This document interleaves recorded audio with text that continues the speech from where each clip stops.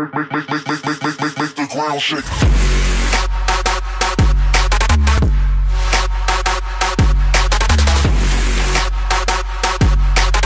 Hello YouTube, this is a fairy tale theory about the recent character that was shown in the recent chapter, which is Rakheid Dragneel. Now, a lot of people are theorizing, like myself, and honestly, I'm just kind of adding in other people's theories and kind of cashing my 2 cents in on them, and I'm going to be stating some theories that I've stated in my review.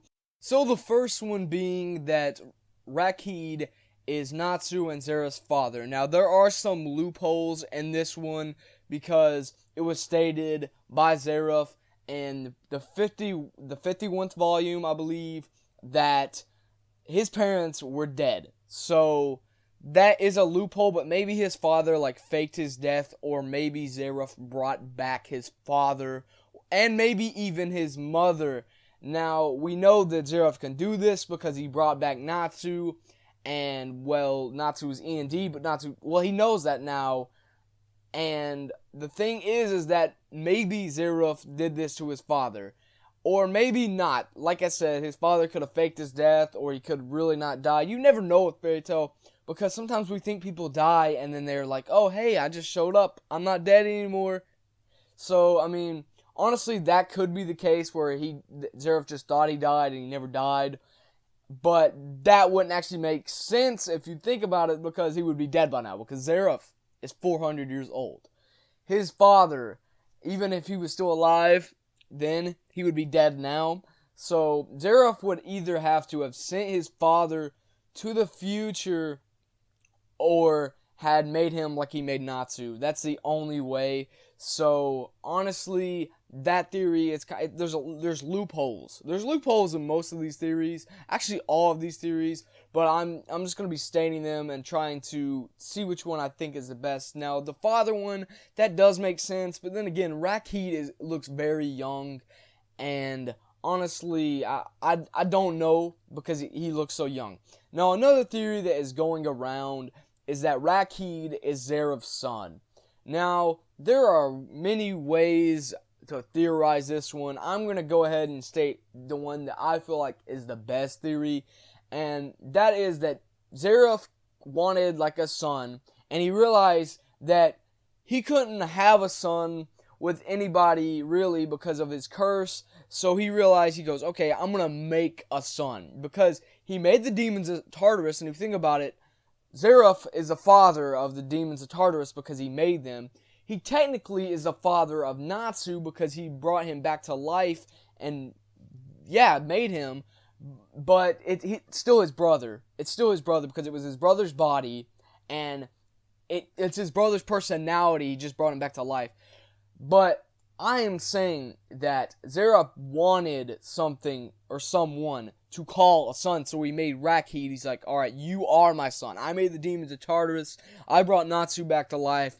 But you are my son, because I put the most effort into you besides Natsu, and I wanted a son, and you are going to be my son. So maybe that's a theory. Now, another theory is that Mavis and Zera's daughter, but that's not possible, because, well, I don't think it's possible, at least, because they're both under the curse, and they shouldn't be able to do that, because when Zera kissed Mavis, it killed her, or not really killed her, but it killed her body.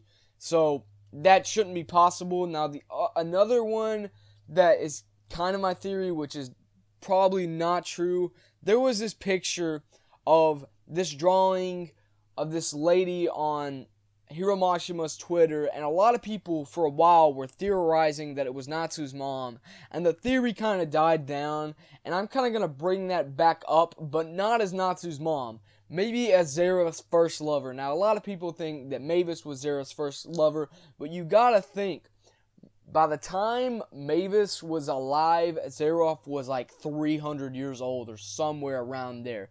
So Zera had to have many encounters with people before that, as we've seen in Zera's backstory, but there was many more that we have not seen. So maybe this girl was Zera's first lover, and well, you know how it goes. I'm not gonna go in and explain that just because there may be people who are uncomfortable about talking about stuff like that or watching stuff like that in videos.